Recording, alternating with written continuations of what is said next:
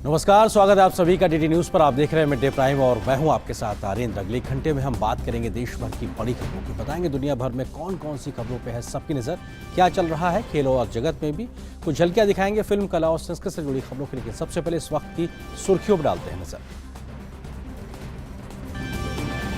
देश में हरित क्रांति के जनक और महान कृषि वैज्ञानिक MS स्वामीनाथन का निधन, चेन्नई में ली अंतिम सांस। 98 वर्ष की उम्र में दुनिया को कहा अलविदा।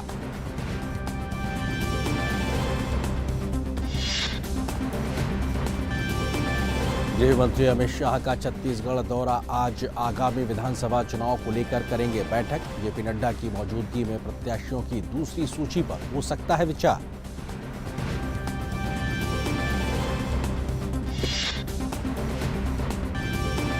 निर्वाचन आयोग की टीम कल से शुरू करेगी राजस्थान का दौरा, विधानसभा चुनाव की तैयारियों का लेगी जायजा। राजनीतिक दलों समेत सभी पक्षों के साथ होगी बैठक।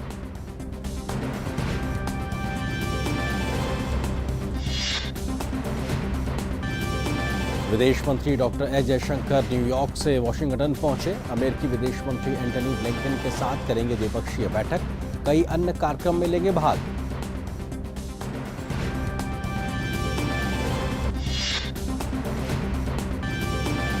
एशियाई खेलों में आज 5वें दिन निशानेबाजी टीम ने भारत को दिलाया स्वर्ण पदक। वुशु में रोशिबिना नाओरेम ने जीता सिल्वर मेडल। वहीं क्वार्टर फाइनल में पहुंची महिला बैडमिंटन टीम।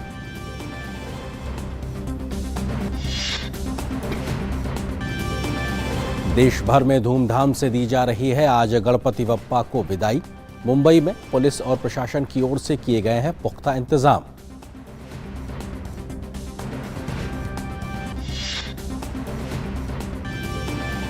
ईद मिलाद उन नबी की राष्ट्रपति और प्रधानमंत्री ने दी बधाई। आज ही हुआ था भाईचारे और शांति का पैगाम देने वाले इस्लाम धर्म के संस्थापक पैगंबर हजरत मोहम्मद मुस्तफा का जन्म।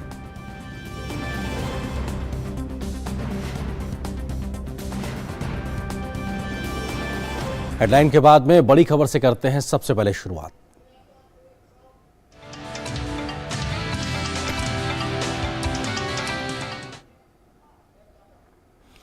भारत के महान कृषि वैज्ञानिक MS स्वामीनाथन का आज निधन हो गया।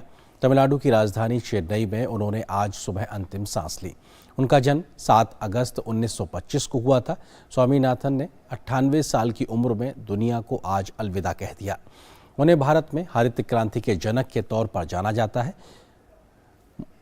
तमाम जानकारी जो मिली है उसके मुताबिक लंबी उम्र की वजह से आने वाली तमाम दिक्कतों के चलते उनका निधन हुआ।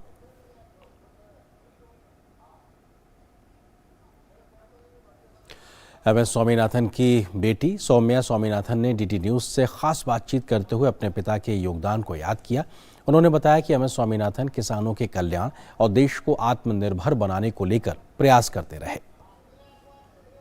उनको हमेशा फार्मर्स के लिए, किसानों के लिए मन में बहुत बहुत प्यार था जी। और अभी कुछ दिनों पहले भी जब वो कुछ ठीक थे तो हमेशा वो किसानों के बारे में ही सोचते रहे और उनकी अच्छाई के लिए आगे क्या हो सकता है, यही उनके I think from the beginning to end उनका दिल का जो पैशन है और उनके जो पूरे लाइफ का जो काम है वो उसी के लिए रहा है। देश को कैसे आत्मनिर्भर बनाया जाए अपने फूड और न्यूट्रिशन सिक्योरिटी के लिए, और हमारे किसान भाइयों और ज़्यादातर किसान बहनों, महिला किसानों के लिए उनके दिल में बहुत बहुत प्यार था। बंगाल फैमिन का वो बताते थे हमें, उसका बहुत बड़ा उनके ऊपर असर हुआ कि हमारे देश में इतने लोग मर गए। अब उस समय हम इंडिपेंडेंट नहीं थे, ब्रिटिश राज में था और उनको कई अपॉर्चुनिटीज मिले। पुलिस फोर्स में भी उनको भर्ती होने का चांस मिला था, उनको एडमिशन मिला था, बट उन्होंने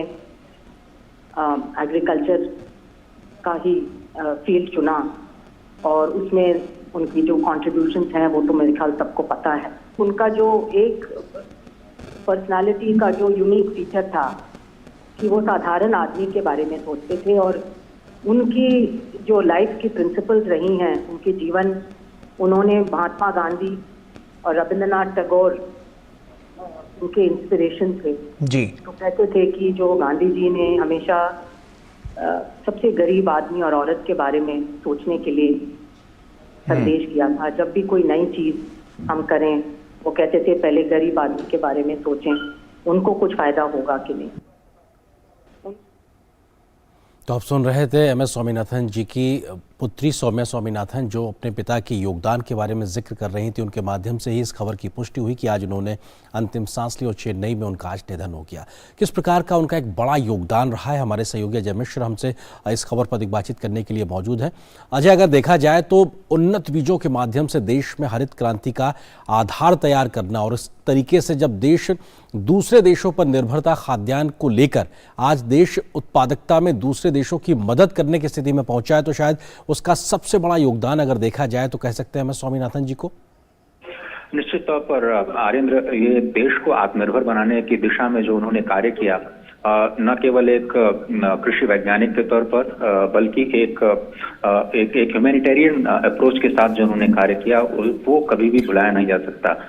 केवल इसी बात से आप समझ सकते हैं कि एग्रीकल्चर फील्ड का जो सबसे बड़ा पुरस्कार है, जिसको आप नोबेल पुरस्कार की श्रेणी में रख सकते हैं, इसको वर्ल्ड फूड प्राइज बोलते हैं, वो पहला वर्ल्ड फूड प्राइज उनको दिया गया। क्योंकि ऐसी मुश्किल हालात में जब देश इतनी बड़े देश की पॉपुलेशन जो कि कृषि के उत्पादन के क्षेत्र में आत्मनिर्भर नहीं थी, आयात पर निर्भरता थी, और ऐसी किस्मों को लेकर के आना, तकनीक को लेकर के आना, देश में पहली बार कीटनाशक दवाइयों का प्रयोग करना, इसने पूरी एग्रीकल्चर की धारा को ही मोड़ दिया।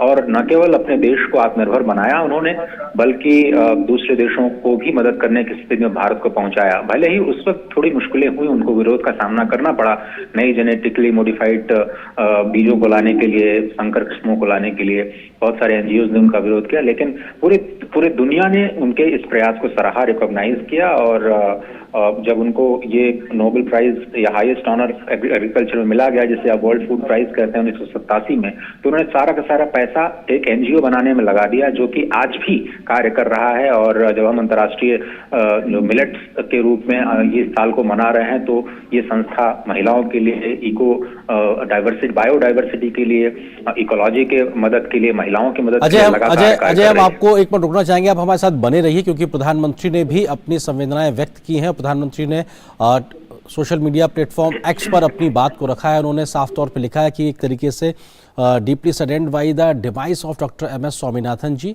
Eight a very critical period in our nation's history. His groundbreaking work in agriculture transformed the lives of millions and ensured food security for the nation. यानी कि खाद्य सुरक्षा जिसको लेकर आज दुनिया भर में चिंता व्यक्त की जाती है, वो अपने आप में दुनिया की सबसे बड़ी चिंताओं में से एक है।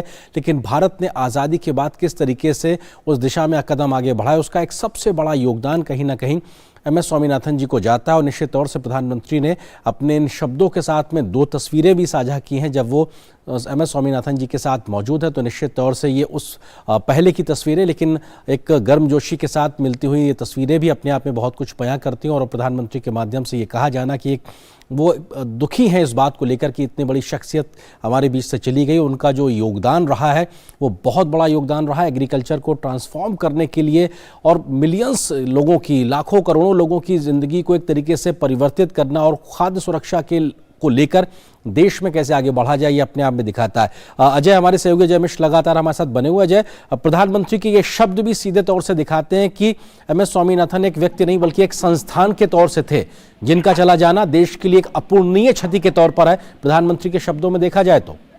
बिल्कुल सही कहा आपने। और जिस तरह से किसानों के साथ मिलकर के काम उन्होंने किया, किसानों को संकट से बाहर निकालना, उनकी आमदनी को बढ़ाना, फार्मर सुसाइड एक बहुत बड़ा मुद्दा हुआ करता था। आपको याद होगा जब मिसाल के तौर पर कुछ ऐसे जिले चिन्हित किए गए थे देश में जहां पर सबसे ज्यादा किसान आत्महत्या करने पर विवश हुआ करते थे, उसमें महाराष्ट्र और हैदराबाद के कुछ जिलों का नाम आपको भी ध्यान होगा।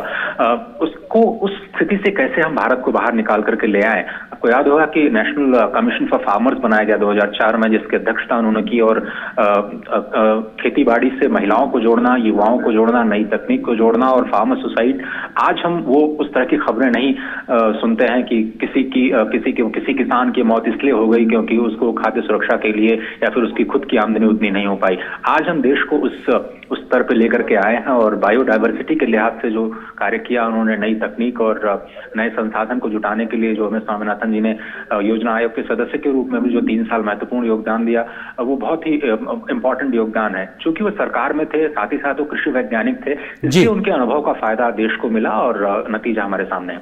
अजय, एक महत्वपूर्ण चीज ये कि कृषि की लागत का एक मूल्यांकन करना, उस लागत के आधार पर एमएसपी को कैसे तय किया जाए, किसानों के लिए एमएसपी को कैसे ऐसे मानक तैयार किए जाए ताकि उनका लाभ का व्यापार के तौर पर कृषि को आगे बढ़ाया जाए, ये सोच लाना, इस सोच के आधार पर वैज्ञानिक तरीके से आगे बढ़ना और अपनी रिपोर्ट के माध्यम, जिसका आपने जिक्र भी किया 2004 के बाद से उन्होंने जो प्रयास किए और मौजूदा सरकार ने भी उसमें से तमाम प्रावधानों को आगे लेकर आए हैं जो हमारे आज देश के किसानों के लिए बड़े फायदेमंद साबित हुए हैं। ये बिल्कुल सही कहा आपने। जो उन्होंने अपने रिपोर्ट्स दी और लगातार 4 रिपोर्ट्स उन्होंने 2004, 5, 6 में लगातार वो सबमिट करते रहे।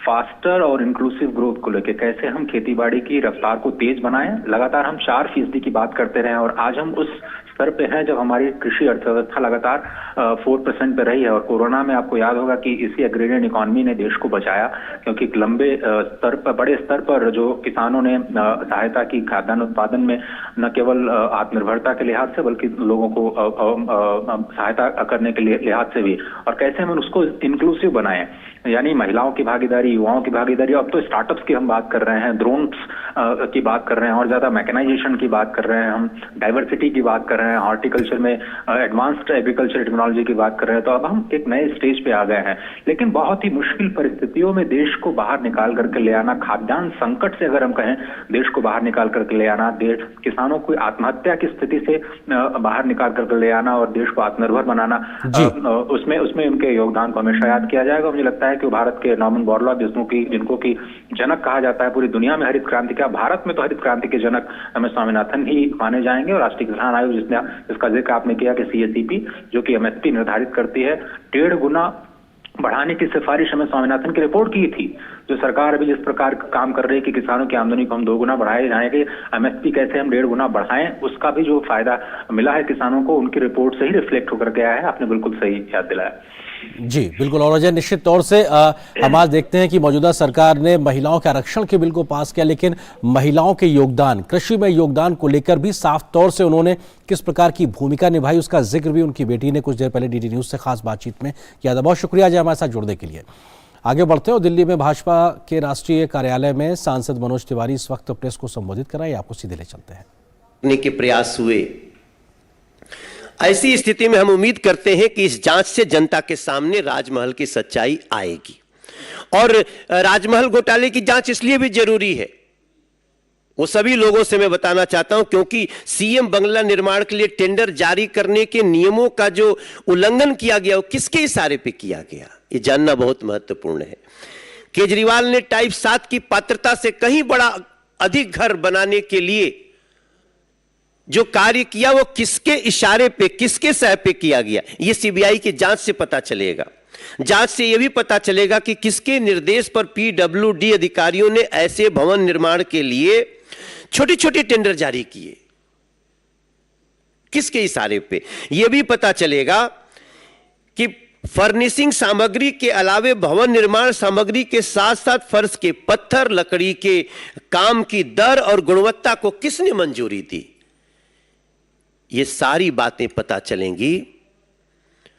और सब कुछ देखते हुए मेरे जहन में जो बात आती है कि Arvind Kejriwal government is government of criminals, run by criminals in a manner of criminals.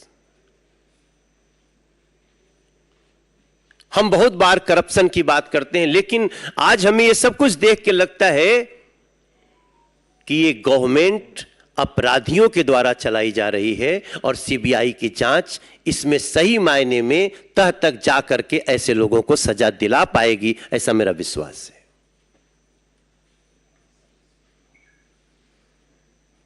मित्रों, शाहजाद जी भी अपनी बात रखेंगे। माननीय शाहजाद पूनावाला जी। मित्रों, ये पूरा का पूरा प्रकरण केवल एक घर के रेनोवेशन का नहीं है, बल्कि मानसिकता के रेनोवेशन का है। जिन लोगों ने राजनीति में ये कस्में वादे लेकर आने का काम किया था कि हम छोटे घर में रहेंगे, हम वीवीआईपी सिक्योरिटी नहीं लेंगे, हम छोटी गाड़ी से चलेंगे, हमें तो केवल 2 रूम का घर चाहिए और क्या चाहिए, पैर पसारने की जगह चाहिए। आज उस मानसिकता का ऐसा रेनोवेशन हुआ है कि सुल्तान केजरीवाल एक भ्रष्टाचार का महल बनाते हैं। ये सुल्तान केजरीवाल की कहानी है। और सुल्तान केजरीवाल ने जब दिल्ली की जनता ऑक्सीजन के लिए, दिल्ली की जनता वेंटिलेटर के लिए, दिल्ली की जनता की रसोइयां बंद थी, जब दिल्ली के लोग त्राहिमाम त्राहिमाम कर रहे थे कोविड के काल में, तब सुल्तान केजरीवाल ने एक फतवा जारी किया कि मेरा भ्रष्टाचार का बड़ा महल बनेगा। और उस फतवे के बाद किस प्रकार से वियतनाम से फ्लोरिंग आई, करोड़ों रुपए की। पीडब्ल्यूडी का आप देख लीजिए, किसी के भी घर पे ज्यादा से ज्यादा अगर लगता है तो मकराना मार्बल, और वो भी हाई क्वालिटी का मार्बल होता है, राजस्थान से आता है मकराना। पर मकराना मार्बल ताजमहल में तो लग सकता है, सुल्तान केजरीवाल के भ्रष्टाचार के महल में मकराना मार्बल लगेगा। उन्होंने कहा वियतनाम का सफेद मार्बल आएगा। हमारे घर में पर्दे लगते हैं, 200, 300, 400 रुपए के पर्दे लगते हैं, 500 रुपए का मैक्सिमम, 1000 रुपए का बहुत बड़ा हो गया। तो यहां पर 8-8 लाख का एक पर्दा, 8 लाख रुपीस का पर्दा। हमारे घर में टॉयलेट भी होता है, 200-300 रुपए की टॉयलेट की सीट आती है। यहां पर 4 लाख रुपए की एक टॉयलेट की सीट, 4 लाख रुपए का कमोड। कल्पना कीजिए, 60 लाख रुपए खर्च किए गए रसोइयां बनाने में, और एक नहीं अनेक रसोइयां बन रही थी। 4-5 सदस्य हैं उनके घर में, 15 टॉयलेट बने, 15 टॉयलेट, 4-5 लोगों के बीच के लिए 15 टॉयलेट, और हर टॉयलेट में पाउडर रूम भी बना है। अब सोचिए पाउडर रूम क्या होता है। टॉयलेट के भीतर घुसने ही वहां पर कैसे शर्ट लगानी है, कैसे मेकअप करना है, उसके लिए उसको पाउडर रूम कहते हैं। तो 15 पाउडर रूम भी बने, उसके ऊपर 15 लाख खर्च हुआ। यह केवल अश्लील खर्च का मामला नहीं है दोस्तों, यह अश्लील खर्च के साथ साथ भ्रष्टाचार का भी सीधा सीधा मामला है। क्योंकि अभी जैसे हमारे सांसद साहब बता रहे थे, मनोज जी बता रहे थे, सारे रूल नियमों को बाईपास किया गया। आपको पता होगा, कई मीडिया के लोगों ने स्टोरी भी की है, और इसी मंच से वो स्टोरी हमने उस पर पीसी भी की है हमारे अलग अलग नेताओं ने दिल्ली के, कि हर खर्च को 10 करोड़ के नीचे रखा गया। 9,99,999 रुपए रखा गया, ताकि 10 करोड़ पार होते ही जो प्रक्रिया आती उसमें वो प्रक्रिया से बचा जा सके।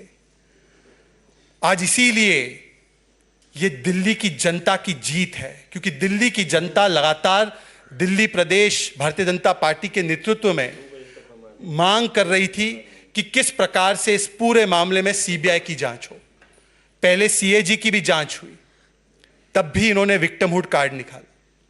आज सीबीआई की जांच हुई है, देख लेना 5-10 मिनट के बाद अब ये सारे लोग मिलकर बोलेंगे, देखिए हमें प्रताड़ित किया जा रहा है, हमें दबाया जा रहा है, हम इधर अच्छा काम कर रहे हैं, हम उधर अच्छा काम कर रहे हैं, इसीलिए विक्टिमहुड कार्ड आएगा। परंतु आज विक्टिमहुड कार्ड का नहीं, आज समय है रिपोर्ट कार्ड देने का। अरविंद केजरीवाल जी, रिपोर्ट कार्ड दीजिए अपने भ्रष्टाचार का। शराब घोटाले में मनीष सिसोदिया, आज भी कोर्ट ने उनको अंदर रखा है। क्या कोर्ट विंडेटा कर रहा है?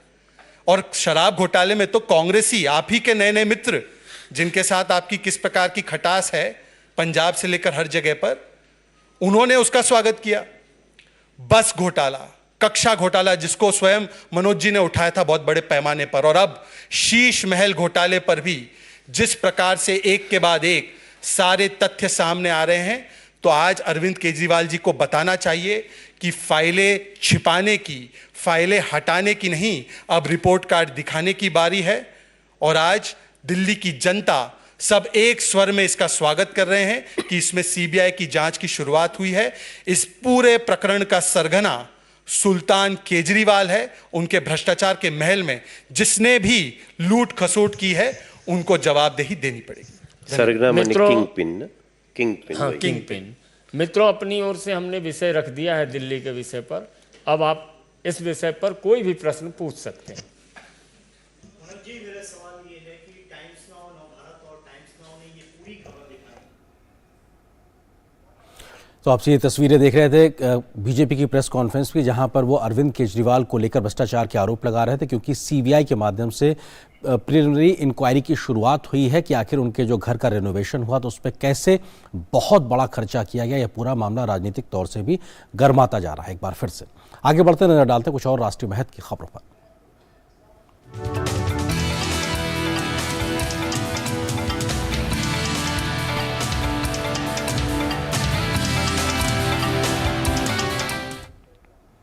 गृह मंत्री अमित शाह आज छत्तीसगढ़ के एक दिन के दौरे पर रायपुर जाएंगे। वे राजस्थान के अपने दौरे के बाद सीधे रायपुर पहुंच रहे हैं। आज वे भाजपा कार्यालय में विधानसभा चुनाव को लेकर बैठक करेंगे। पार्टी सूत्रों की माने तो बैठक में दूसरी सूची के प्रत्याशियों को लेकर मंथन किया जा सकता है। भाजपा ने अभी तक 21 विधानसभा के लिए प्रत्याशियों की सूची जारी कर दी है। अन्य प्रत्याशियों के लिए भी जल्द ही सूची जारी की जाएगी। प्रदेश में चल रही परिवर्तन यात्रा का फीडबैक लेकर वह सियासी नब्ज भी टटोलेंगे। वह उच्च स्तरीय बैठक भी करेंगे और आने वाले विधानसभा चुनाव को लेकर रणनीति भी तैयार होगी। इससे पहले जयपुर में बुधवार की देर रात भाजपा कोर कमेटी की बैठक हुई। इस बैठक में भाजपा के राष्ट्रीय अध्यक्ष जेपी नड्डा, केंद्रीय गृह मंत्री अमित शाह, भाजपा के राष्ट्रीय संगठन महामंत्री बीएल संतोष, राष्ट्रीय महासचिव एवं प्रदेश प्रभारी अरुण सिंह, भाजपा प्रदेश अध्यक्ष सीपी जोशी, भाजपा प्रदेश चुनाव प्रभारी प्रहलाद जोशी, राष्ट्रीय उपाध्यक्ष व पूर्व मुख्यमंत्री वसुंधरा राजे, नेता प्रतिपक्ष राजेंद्र राठौर सहित कोर कमेटी के अन्य नेता मौजूद रहे। बैठक में आगामी राजस्थान विधानसभा चुनाव को लेकर विस्तार से चर्चा हुई। राजस्थान में विधानसभा चुनाव की तैयारी का जायजा लेने के लिए मुख्य चुनाव आयुक्त के नेतृत्व में चुनाव आयोग की टीम कल से 1 अक्टूबर के बीच जयपुर का दौरा करेगी। राज्य में चुनाव आयोग की टीम चुनाव संबंधित सभी पक्षों के साथ वार्ता करेगी और चुनाव की तैयारी के लिए उठाए जाने वाले जरूरी कदम के लिए राय मशवरा भी करेगी। इस मामले में आयोग की टीम प्रशासनिक अधिकारियों, पुलिस अधिकारियों, राजनीतिक दलों और सामाजिक संगठनों के साथ बातचीत भी करेगी। केंद्रीय सूक्ष्म लघु एवं मध्यम उद्यम और सड़क परिवहन एवं राजमार्ग मंत्री नितिन गडकरी ने स्वच्छता अभियान पर एक प्रेस कॉन्फ्रेंस की है। उन्होंने कहा कि स्वच्छता के लिए जन आंदोलन को आगे बढ़ाने के लिए 1 अक्टूबर 2023 को एक विशाल स्वच्छता अभियान आयोजित किया जाएगा। इसलिए प्रधानमंत्री नरेंद्र मोदी ने मन की बात के 105वें एपिसोड में 1 अक्टूबर को सुबह 10 बजे सभी नागरिकों से सामूहिक रूप से स्वच्छता के लिए 1 घंटे के श्रमदान की अपील की है। 1 तारीख 1 घंटा प्रोग्राम ऐसा दिया गया है प्राइम मिनिस्टर साहब ने, और इसमें मन की बात में उन्होंने इसको डिक्लेयर किया। तो स्वच्छता ही सेवा 2023 1 तारीख 1 घंटा प्रोग्राम, इसके भी प्लानिंग बड़े प्रमाण पर हमने किया। ये प्रोग्राम का ऑब्जेक्टिव है कि ऑर्गेनाइज जो हमारा जो सेक्टर है, इसमें हम श्रमदान की एक्टिविटी भी करेंगे क्लीननेस के लिए, और इसमें हमारे आरओ, पीडी सब नीचे लेवल तक सबको सूचना दी गई है, और ये भी कार्यक्रम हम क्लीननेस के हिसाब से करेंगे। उन्होंने कहा कि हमारा मकसद महात्मा गांधी के स्वच्छता के सपने को पूरा करना है, जिसके लिए सरकार भरसक प्रयास कर रही है और सभी कई योजनाएं बनाई जा रही हैं। इसमें हमने अनेक योजनाएं हाथ में ली है जो स्वच्छ भारत के महात्मा गांधी जी के सपने को पूरा करने का जो एक प्रकार से मिशन आदरणीय प्रधानमंत्री जी ने हाथ में लिया है, उसमें काफ़ी सफलता मिली है। स्वच्छता ही सेवा 15 सितंबर से 2 अक्टूबर तक हमने हमारे यहाँ cleanness drive along national highways, wayside amenities, dhabas, toll plaza and bus stop shelters, और करीब 13,000 लोकेशंस है। 7,000 लोकेशंस हमने ऑलरेडी कवर की है। दुनिया के 132 अर्थव्यवस्थाओं में भारत ने इनोवेशन इंडेक्स में अपनी पकड़ मजबूत बनाई हुई है। साल 2023 में ग्लोबल इनोवेशन इंडेक्स में भारत 40वें पायदान पर है। वर्ल्ड इंटेलेक्चुअल प्रॉपर्टी ऑर्गेनाइजेशन के साल 2023 के इंडेक्स में भारत 2015 से लगातार अपना सुधार कर रहा है। साल 2015 में भारत की रैंकिंग 81 नंबर के पायदान पर थी, जो 8 वर्षों में सुधरकर 40वें पायदान पर आ गई है। सरकार और निजी क्षेत्र में शोध और स्टार्टअप इकोसिस्टम की वजह से इनोवेशन इंडेक्स में ये सुधार देखने को मिला है। कोविड संकट के दौरान भारत के वैज्ञानिकों ने अपने दम पर विश्व स्तरीय शोध के जरिए आत्मनिर्भर भारत की दिशा में अपना अहम योगदान दिया। बायोटेक्नोलॉजी, कृषि अनुसंधान, अंतरिक्ष, इलेक्ट्रॉनिक्स और AI जैसे तमाम क्षेत्रों में इनोवेशन के लिए सरकार और निजी क्षेत्र मिलकर काम कर रहे हैं। नीति आयोग, CII और वर्ल्ड इंटेलेक्चुअल प्रॉपर्टी ऑर्गेनाइजेशन के साथ मिलकर शुक्रवार को GII 2023 को लॉन्च करेगा। सूचना और प्रसारण मंत्रालय ने आज केबल टेलीविजन नेटवर्क नियम 1994 में संशोधन करते हुए एक अधिसूचना जारी की है, जिससे मल्टी सिस्टम ऑपरेटर MSO पंजीकरण के नवीनीकरण के लिए एक प्रक्रिया शुरू की गई है। इसके अलावा अंतिम छोर तक इंटरनेट की पहुंच को बढ़ावा देने के लिए ब्रॉडबैंड सेवा प्रदाताओं के साथ केबल ऑपरेटरों द्वारा बुनियादी ढांचे को साझा करने के लिए नियमों में एक सक्षम प्रावधान शामिल किया गया है। मंत्रालय ने कहा है कि जिन MSO का पंजीकरण 7 महीने के भीतर समाप्त हो रहा है, उन्हें ब्रॉडकास्ट सेवा पोर्टल के माध्यम से ऑनलाइन आवेदन करना होगा। इससे पहले केबल टेलीविजन नेटवर्क नियम 1994 के तहत केवल नए MSO पंजीकरण ही दिए जाते थे। नियमों में MSO पंजीकरण के लिए वैधता की अवधि बताई नहीं गई थी, न ही उन्होंने ऑनलाइन आवेदन दाखिल करने की अनिवार्यता को मान्यता दी गई थी। ब्रॉडबैंड सेवा प्रदाताओं के साथ केबल ऑपरेटरों द्वारा बुनियादी ढांचे को साझा करने से संबंधित प्रावधान को शामिल करने से इंटरनेट की पहुंच में वृद्धि और संसाधनों के कुशल उपयोग का दोहरा लाभ मिलेगा। इससे ब्रॉडबैंड सेवाओं के लिए अतिरिक्त बुनियादी ढांचे की आवश्यकता भी कम हो जाएगी। हरियाणा के पटौदी में आयोजित आयुष्मान हेल्थ मेले में अलग अलग स्वास्थ्य सेवाओं का लाभ लेने के लिए भारी संख्या में लोग जुट गए। आयुष्मान मेले के दौरान लोगों को आयुष्मान कार्ड के अलावा आभा कार्ड भी बनाया गया। बीते 9 दिनों में 24 लाख आयुष्मान कार्ड और 54 लाख आभा कार्ड बनाए गए हैं आयुष्मान मेले के माध्यम से। हमारे संवाददाता नितिन सिंह की पटौदी से यह खास रिपोर्ट देखिए।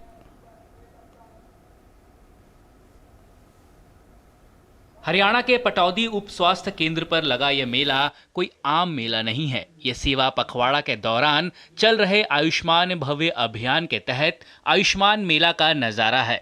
इस आयुष्मान भारत मेला में बड़ी संख्या में लोग दिखाने आए हैं।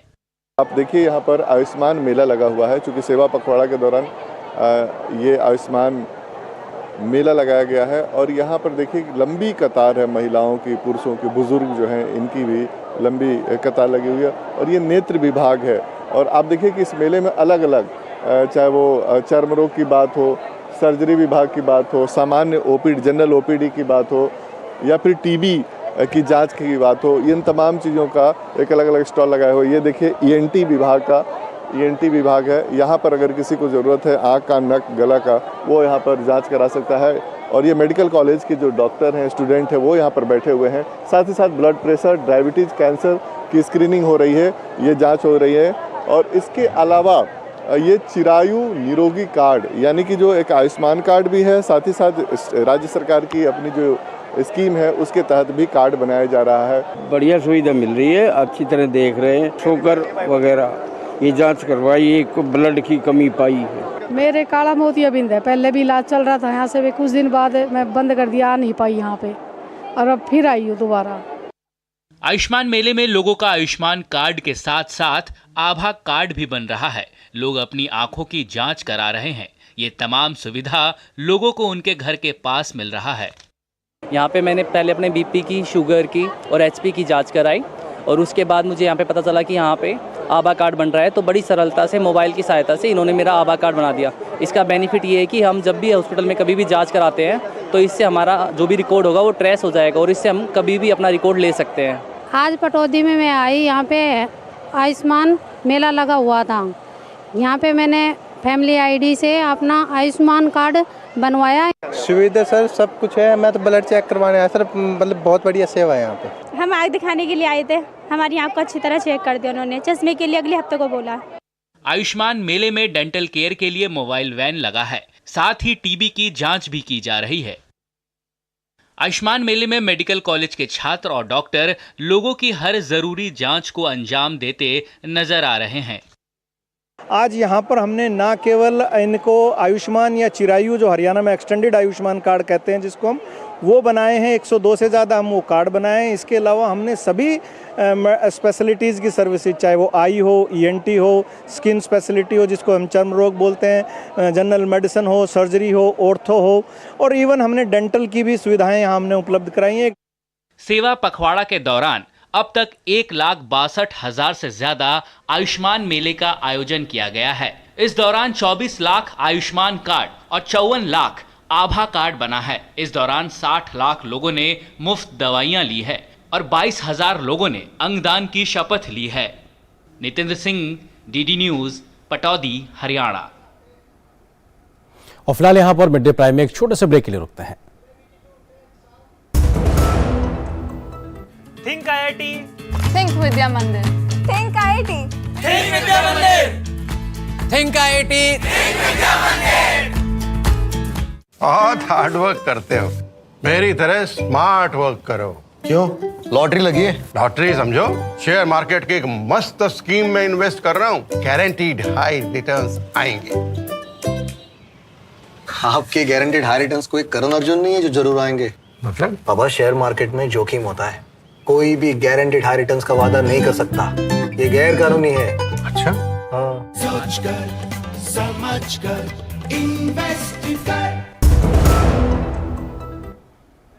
और इस छोटे से ब्रेक के बाद मिड डे प्राइम में अब रुख करते हैं कुछ और इस वक्त की ताजा तरीन खबरों की ओर।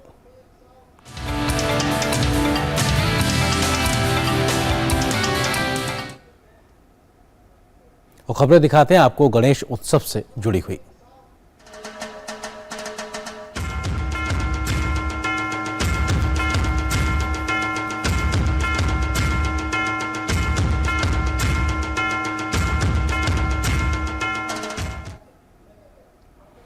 आज अनंत चतुर्दशी है और आज देश भर में 10 दिन से चल रहा गणेश उत्सव गणपति विसर्जन के साथ संपन्न हो जाएगा।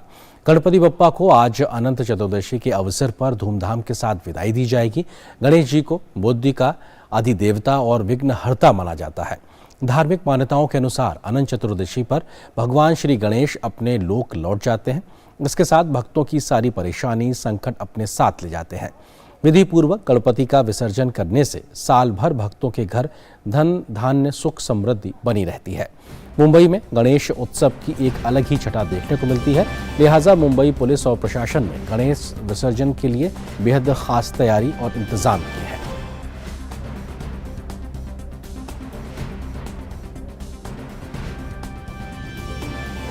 और मुंबई से हमारे साथ हमारे सहयोगी शिशिर शेलार जुड़ रहे हैं। शिशिर, बहुत एक ज़्यादा धूमधाम देखने को मिलती है, क्या कुछ तैयारियां इस बार अगर हम मुंबई के लिहाज से बात करें, और का एक समय निर्धारित है अलग अलग पंडालों में गणपति बप्पा की जो मूर्ति के विसर्जन को लेकर, या एक अपनी एक व्यवस्था के तरीके से आगे बढ़ने के लिए लोगों को समय दिया गया है प्रशासन की ओर से?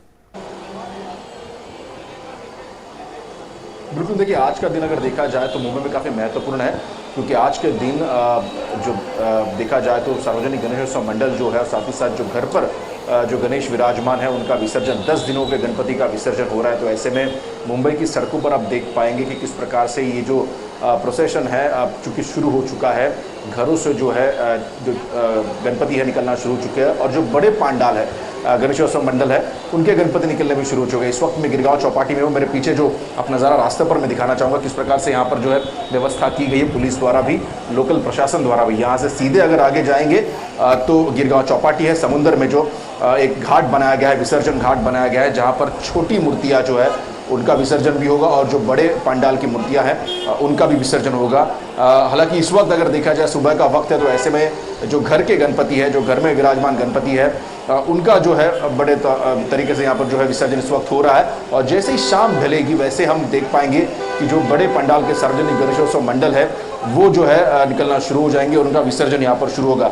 आपने कहा कि व्यवस्था किस प्रकार से की गई, अगर व्यवस्था की बात करें तो जैसे मैंने कहा कि सबसे पहले सुबह जो है घर के गणपति जो है उनका विसर्जन किया जाता है, और जो बड़े पंडाल के गणपति है वो जो है तकरीबन शाम को आते हैं। तो ऐसे में जो पुलिस प्रशासन है और साथ ही साथ जो म्यूनिसिपल कॉर्पोरेशन है उनके द्वारा भी यहाँ पर जो है इलेबरेट अरेंजमेंट्स किए गए हैं। यहाँ पर खासतौर पर जो ट्रैफिक मूवमेंट है, क्योंकि मुंबई में इस वक्त अगर देखा जाए कई रोड्स ब्लॉक्ड है, जाम है, लेकिन इस बारे की जानकारी जो है लोगों को इससे पहले ही दे दी गई है कि कहाँ पर जो है ट्रैफिक जाम लग सकता है और कहाँ लोग जाना अवॉइड कर सकते हैं आज के दिन, इस प्रकार की जानकारी भी दी गई है। जहां तक पुलिस प्रशासन का सवाल है तो पुलिस ने भी जो है एक्स्ट्रा डिप्लॉयमेंट यहाँ पर पूरे मुंबई में करके रखी है। हम बात करते हैं गणेश उत्सव की, तो ऐसे में इको फ्रेंडली फेस्टिवल किस प्रकार से मनाया जाए, इस पर भी ध्यान जो है पिछले कुछ समय से दिया गया है। और इसीलिए इस बार भी अगर देखा जाए तो सिर्फ समुद्र में या फिर नदियों में विसर्जन नहीं होगा, तो इसके लिए पूरे मुंबई की बात करें तो तकरीबन 190 से भी ज़्यादा जो है कृत्रिम तालाब बनाए गए हैं, छोटे छोटे जो है पॉन्ड्स बनाए गए, जहाँ पर छोटी मूर्तियाँ, जो जैसे मैंने कहा कि जो घर पे जो गणपति बप्पा विराजमान है, उन मूर्तियों का विसर्जन जो है इन कृत्रिम तालाबों में किया जाएगा। और जहाँ तक बड़े मूर्तियों की हम बात करें तो बड़ी मूर्तियों को जो है विसर्जन घाट जो बनाए गए हैं, फिर नदियों के तट पर बनाए गए, या फिर हम बात करें जिस प्रकार से समुंदर है मुंबई का, जो उन चौपाटियों पर जो है बड़े बड़े गणपति जो पंडाल है, जो मूर्तियां हैं, उनके लिए विसर्जन व्यवस्था की गई है। हालांकि पूरे दिन भर ये अगर देखा जाए तो ये पूरी व्यवस्था चलेगी, प्रोसेशन चलेगा। और सिर्फ मुंबई में नहीं बल्कि मुंबई से अलावा हम बात करें महाराष्ट्र के अन्य शहरों की, खासतौर पर पुणे की, तो वहां पर भी इसी प्रकार की व्यवस्था आपको दिखाई देगी। जी शिशिर, क्योंकि आपने इको फ्रेंडली शब्द का इस्तेमाल किया, निश्चित तौर से ये भी बहुत महत्वपूर्ण और लगातार इसको लेकर जागरूकता भी बढ़ती जा रही है। लेकिन जब पंडाल सजाए जाते हैं, चाहे अलग अलग जगहों पे सजाए जाते हैं, अलग अलग शहरों में, हर बार एक अलग प्रकार की एक थीम भी देखने को मिलती है, अलग प्रकार का उसमें हमें टेक्नोलॉजी भी देखने को मिलती है। इस बार क्या कुछ खास रहा उस लिहाज से अगर देखा जाए तो? बिल्कुल, देखिए गणेश उत्सव की शुरुआत ही अगर देखा जाए तो एक उद्देश्य के साथ की गई थी। वो उद्देश्य सामाजिक उद्देश्य था। जब लोकमान्य बाल गंगाधर तिलक ने कहा था कि भारतवर्ष में जो है ये उत्सव मनाया जाए, तो उस बार अगर देखा जाए तो ये इसके पीछे का उद्देश्य था कि लोगों को एक साथ लाया जाए, सामाजिक कार्य एक साथ किए जाए। हालांकि ये परंपरा आज भी जीवित है। हम देख पा रहे हैं कि कई सारे बड़े ऐसे गणेशोत्सव मंडल है जहाँ पर हर साल पिछले कई सालों से जो है गणपति बप्पा विराजमान होते हैं। तो ऐसे में उनका उद्देश्य होता है कि किस प्रकार से जो समाज में अलग अलग चीज़ें, उनको किस प्रकार से अच्छी चीज़ें लोगों के सामने लाया जाए, और साथ ही साथ जिन चीज़ों को जो है लोगों से परहेज है, उनको किस प्रकार से लोगों में जागृति पैदा करनी चाहिए, इस बार भी जो है संदेश दिया जाता है। फिर हम बड़े बड़े पंडाल की बात करते हैं, उस पंडाल में देखा जाए तो किस प्रकार से नारी सशक्तिकरण की बात करें, इसके बारे में मैसेज दिया जाता है। शिक्षा कितनी महत्वपूर्ण है, इस बारे में मैसेज दिया जाता है। पर्यावरण कितना महत्वपूर्ण है, इस बारे में मैसेज दिया जाता है। जो लोग वहाँ पे दर्शन करने आते हैं वो सभी जो है ये चीज़ें देखते हैं। तो ऐसे में कहीं ना कहीं जैसे मैंने कहा कि समाज की उत्थान का एक काम जो है वो भी इन सार्वजनिक गणेशोत्सव पंडाल के द्वारा किया जाता है। हालांकि इस बार भी ऐसे कई सारे ऐसे पंडाल थे जहां पर प्लास्टिक का यूज ना किया जाए, ये संदेश दिया गया था। तो वही दूसरी और जिस प्रकार से हम देख रहे हैं कि केंद्र सरकार नारी सशक्तिकरण के ऊपर खासा ध्यान दे रही है, तो ऐसे में इन पंडाल के जरिए किस प्रकार से जो है बेटी बचाओ बेटी पढ़ाओ का नारा बुलंद कर दिया गया, किस प्रकार से उनको और सशक्तिकरण देने की जरूरत है, इस बारे में मैसेज दिया गया। तो ऐसे कई सारे सामाजिक विषय है जिनके ऊपर जो है गणपति विसर्जन के द्वारा, गणपति उत्सव के द्वारा जो है वो भाष्य किया जाता है, और यही नजारा हम इस बार भी देख पा रहे हैं। जी शिशिर, फिलहाल हमारे साथ जुड़ने के लिए बहुत बहुत शुक्रिया। लेकिन ये तस्वीरें हम लगातार आपके माध्यम से दर्शकों तक देर शाम तक पहुंचाते रहेंगे। फिलहाल आपका शुक्रिया।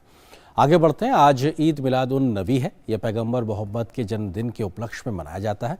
ये उत्सव उनके जीवन और उनकी शिक्षाओं की भी याद दिलाता है। मिलाद उन नबी इस्लामी पंचांग के तीसरे महीने रबी उल अव्वल के 12वें दिन मनाया जाता है।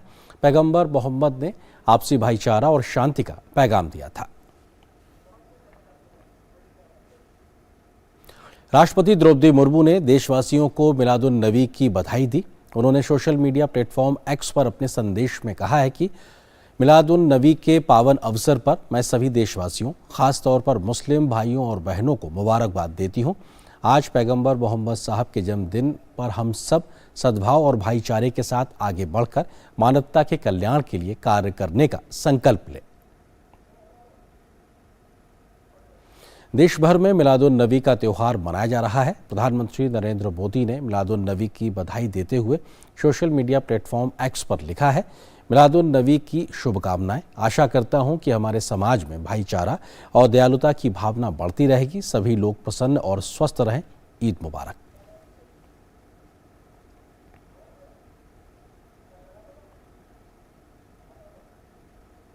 आज शहीद आजम भगत सिंह की जयंती है। इस मौके पर प्रधानमंत्री नरेंद्र मोदी ने उन्हें श्रद्धांजलि अर्पित की है।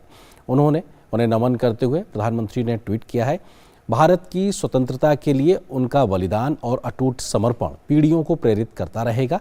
वह हमेशा न्याय और स्वतंत्रता के लिए भारत की अथक संघर्ष का प्रतीक बने रहेंगे। इस अवसर पर प्रधानमंत्री ने एक वीडियो भी साझा किया।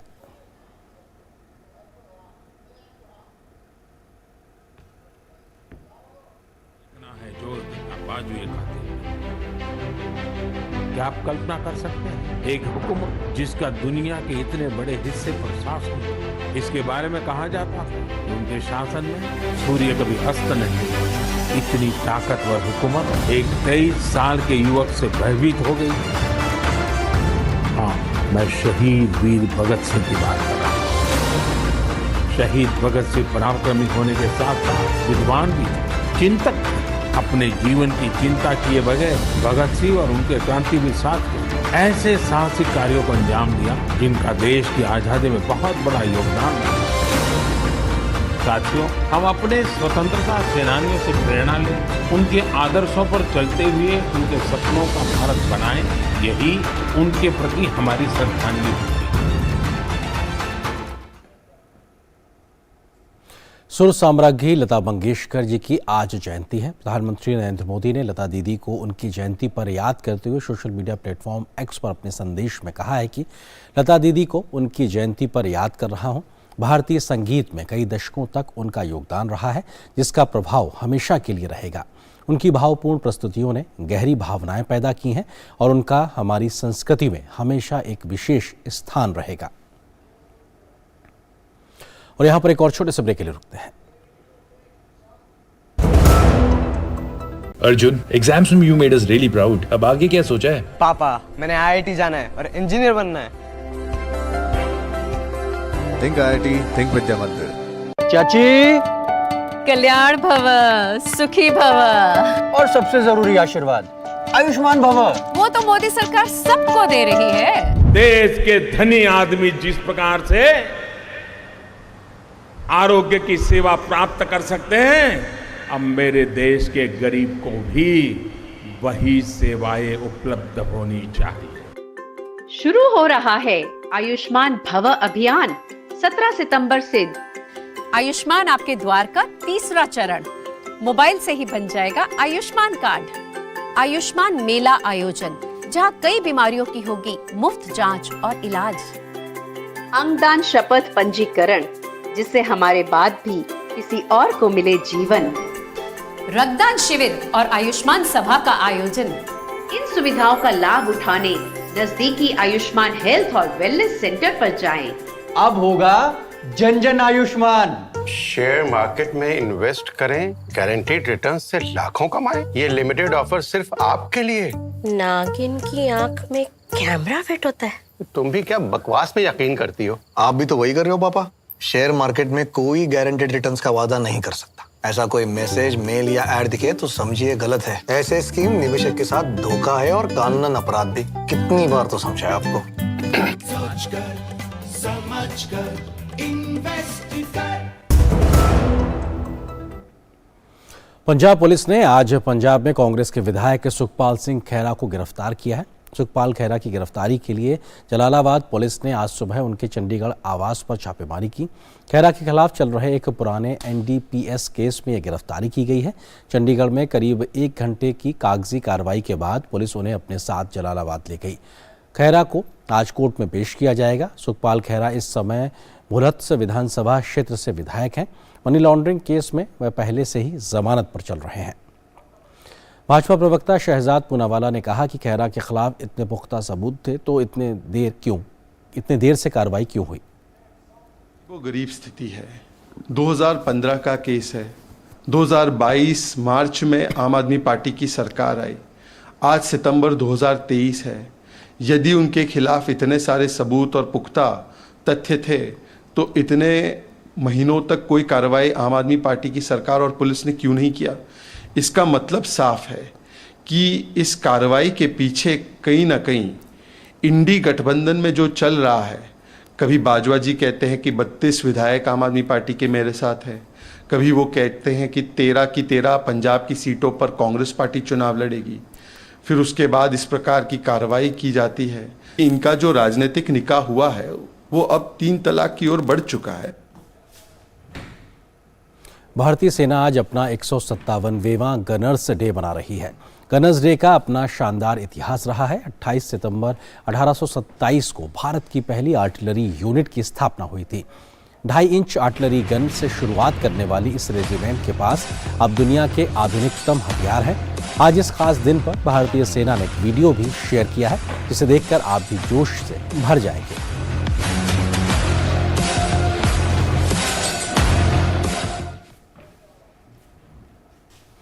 आगे बढ़ते हैं, देखते हैं व्यापार जगत से जुड़ी कुछ अहम खबरें।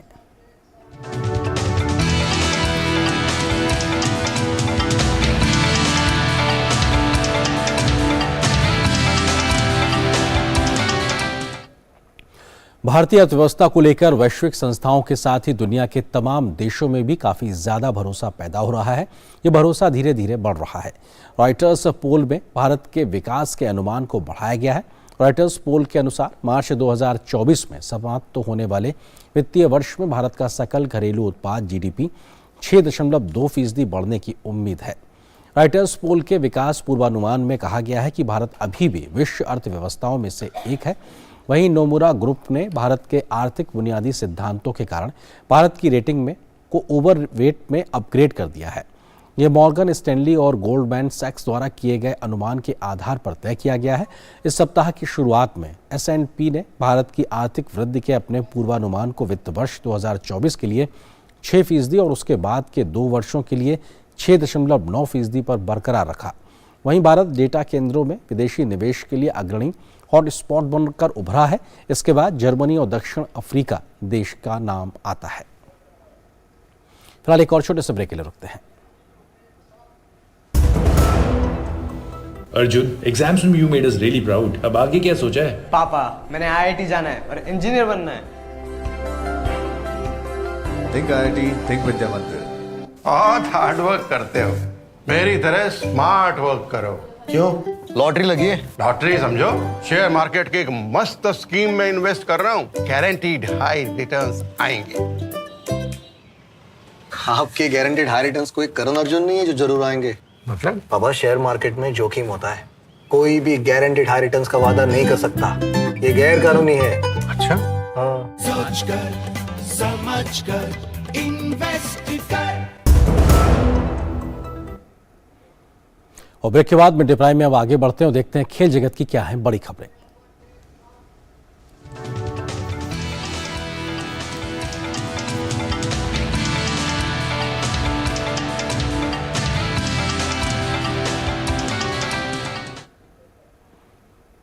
और खेल प्राइम की खबरों को लेकर मेरे साथ मौजूद है मेरी सहयोगी सुचित्रा। और सुचित्रा, क्या कुछ बड़ी खबरें अगर हम खेल के मैदान की बात करें तो? शुक्रिया आर्येंद्र। सबसे पहले बात करते हैं एशियाई खेलों की, जहां एक और स्वर्ण पदक आज भारत को मिला है। एशियाई खेलों में भारत ने आज निशानेबाजी में स्वर्ण पदक जीतने में सफलता पाई। भारत ने 10 मीटर एयर पिस्टल में स्वर्ण पदक जीता। इस बार के एशियाई खेलों में भारत का ये 6ठा स्वर्ण पदक रहा। अर्जुन सिंह चीमा, सरबजोत सिंह और शिव नरवाल ने भारत को स्वर्ण पदक दिलाया। भारत ने स्वर्ण की रेस में चीन को पीछे छोड़ा। अर्जुन सिंह चीमा, सरबजोत सिंह ने व्यक्तिगत वर्ग के फाइनल में भी स्थान बना लिया है।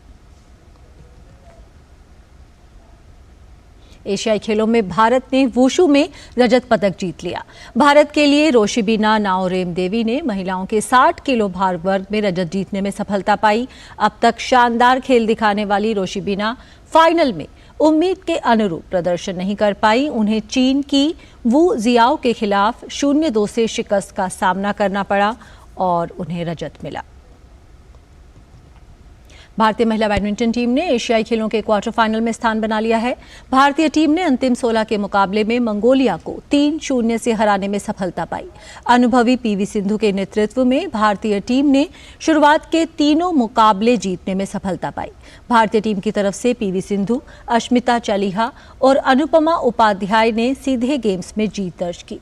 क्वार्टर फाइनल में भारत का सामना थाईलैंड से होगा।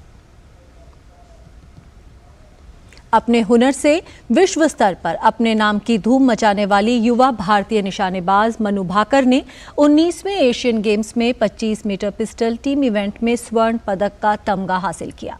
मनु अपनी इस कामयाबी से बेहद खुश नजर आईं। उन्होंने कहा कि एशियन गेम्स के बाद अब उनकी कोशिश पेरिस ओलंपिक में पदक जीतने की तस्वीर को सच करने की रहेगी। मनु भाकर से खास बात की हांगजू में मौजूद हमारे संवाददाता गौरव कुमार। भारतीय निशानेबाजी की दुनिया में मनु भाकर वो नाम है जिनसे हर कोई परिचित है और इस वक्त वो हमारे साथ है। मनु, कॉमनवेल्थ में मेडल था, इससे पहले सभी जो प्रतियोगिताएं थी उसमें मेडल था, अब एशियन गेम्स में भी आपका मेडल आ गया है, कैसे देखती है? जी, मैं बहुत ही शुक्रगुजार हूँ कि इतनी सारी अचीवमेंट्स मैं बहुत ही कम उम्र में जीत पाई। Asian Games, Commonwealth Games, Youth Olympic Games, World Cups, World Championships, World Cup finals, लगभग सब चीज़ों में मेरे पास गोल्ड मेडल है और सिर्फ एक चीज़ ही बची है अब, ओलंपिक गेम्स। और मैं उम्मीद करती हूँ कि आप सब लोगों की ब्लेसिंग्स और भगवान की कृपा से बहुत जल्द ही वो भी सपना पूरा हो जाएगा। ज़ाहिर तौर पर जैसे आपने ओलंपिक की बात की तो उसके लिए ओलंपिक कोटा जो है वो हासिल करना सबसे बड़ा लक्ष्य होता है, तो उसके लिए किस तरह की तैयारी है? नेक्स्ट इवेंट जो भी कोटा इवेंट्स हैं उन सब में बस यही एम रहेगा कि ओलंपिक कोटा प्राइमरी गोल है, उसके बाद फिर ओलंपिक की प्रिपरेशंस। आपके इंडिविजुअल, अगर 25 मीटर के इंडिविजुअल की बात करें तो आज का अपनी जो परफॉर्मेंस था उसको किस तरह से देखती हैं? मेरा क्वालिफिकेशंस बेहतरीन था। मैंने 600 में से 590 स्कोर किया जो कि वर्ल्ड क्लास है। हालांकि इंडिविजुअल फाइनल में मैं इतना बेहतरीन परफॉर्म नहीं कर पाई, मैं 5th पोजीशन पे एलिमिनेट हो गई, बट टीम का गोल्ड आया। उन खेलों में भी हम आगे अब आ रहे हैं जिन पे केवल शायद पहले एथलीट्स जाते थे लेकिन मेडल नहीं आते थे, लेकिन अब मेडल आ रहे हैं। मुझे लगता है कि एथलीट्स में जो सेल्फ कॉन्फिडेंस आया है सबसे बड़ा फैक्टर वही होता है। क्यों हम इंडियंस क्यों नहीं कर सकते हैं? हम इंडियंस भी तो कितने स्ट्रॉन्ग होते हैं, हम इतने स्ट्रॉन्ग बिल्ड होते हैं, हम इतने हार्ड वर्किंग होते हैं, तो हम इंडियंस भी कर सकते हैं। कोई भी स्पोर्ट ऐसा नहीं है, कोई भी चीज़ ऐसी नहीं है जो इंडियंस नहीं कर सकते हो। टॉप्स और खेलो इंडिया की मंच को कैसे देखती हैं आप? कोई भी बच्चा जिसको एक प्लेटफॉर्म चाहिए हो परफॉर्म करने के लिए, उसको आगे बढ़ने के लिए, अपना नाम दिखाने के लिए लाइमलाइट चाहिए हो, लाइमलाइट में आने के लिए, तो I think Khelo India scheme है, टॉप स्कीम है, उससे बहुत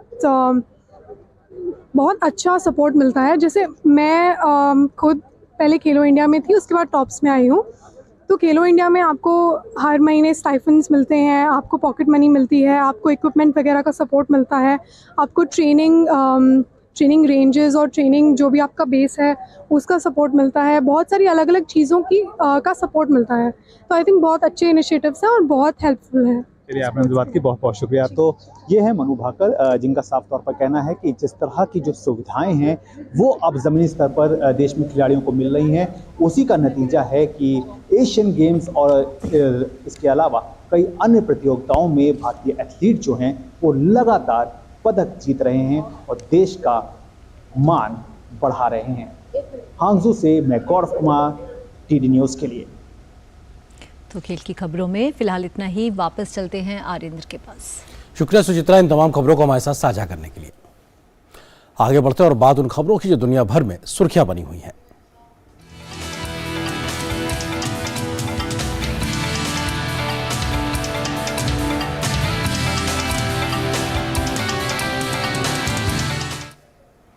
विदेश मंत्री डॉक्टर एस जयशंकर अपने अमेरिकी दौरे पर न्यूयॉर्क से वाशिंगटन डीसी पहुंचे हैं। विदेश मंत्री डॉक्टर एस जयशंकर अमेरिकी वार्ताकारों के साथ द्विपक्षीय बैठक करेंगे, साथ ही वे अपने अमेरिकी समकक्ष एंटनी ब्लिंकन से मुलाकात करेंगे। इसके अलावा वो अमेरिकी प्रशासन के वरिष्ठ सदस्यों, अमेरिकी व्यापारिक नेताओं और थिंक टैंक के साथ चर्चा भी करेंगे। वे आर्ट ऑफ लिविंग द्वारा आयोजित 4थे विश्व संस्कृति महोत्सव को भी संबोधित करेंगे। डॉक्टर जयशंकर की अमेरिकी यात्रा भारत और कनाडा के बीच राजनयिक विवाद और निज्जर की हत्या से जुड़े वाद विवाद के बीच हो रही है। इससे पहले विदेश मंत्री डॉक्टर एस जयशंकर ने कनाडा में अलगाववादी समूह, हिंसा और उग्रवाद से जुड़े संगठित अपराध पर चिंता जताई थी। उन्होंने ये भी कहा था कि कनाडा में राजनीतिक कारणों से इन मुद्दों को बने रहने दिया गया है। भारतीय मूल के अमेरिकी कारोबारी संत सिंह चटवाल ने पीएम नरेंद्र मोदी के नेतृत्व की सराहना करते हुए कहा है कि पीएम मोदी ने सिख समुदाय के लिए शानदार काम किया है, इस पर सिखों को गर्व है। संत सिंह चटवाल ने कहा कि भारत में सिख समुदाय के कई लोग अहम पदों पर हैं। उन्होंने कहा कि सिखों में शायद ही कोई खालिस्तान का समर्थन करते हों, कुछ प्रकार की बड़ी गलतफहमियां चल रही हैं। उन्होंने कहा कि हम सभी सिख भारत से प्यार करते हैं। ये दुख की बात है कि जो कुछ सरदार लोग, बहुत कम लोग जो है खालिस्तान की बात कर रहे हैं। अगर आप देखा जाए, हम 20 मिलियन इंडिया में हैं और इतने सिख लोग खुश हैं। नॉर्थ अमेरिका में सब जो सरदार जो खुश लोग हैं, मगर बहुत थोड़े से आदमी जो कनाडा में या अमेरिका में कोई खालिस्तान की बात करते हैं। कुछ लोगों ने तो पंजाब देखा भी नहीं है। तो इस करके हमें मोदी की लीडरशिप में बहुत खुशी की बात है कि देखो हमारे पास हरदीप सिंह पुरी सरदार जी इतनी कैबिनेट मिनिस्टर हैं, संधू साहब हमारे सरदार जी इंडियन एम्बेसडर टू अमेरिका है, और सिख के पास इतनी प्रोमिनेंट पोजीशन रही है।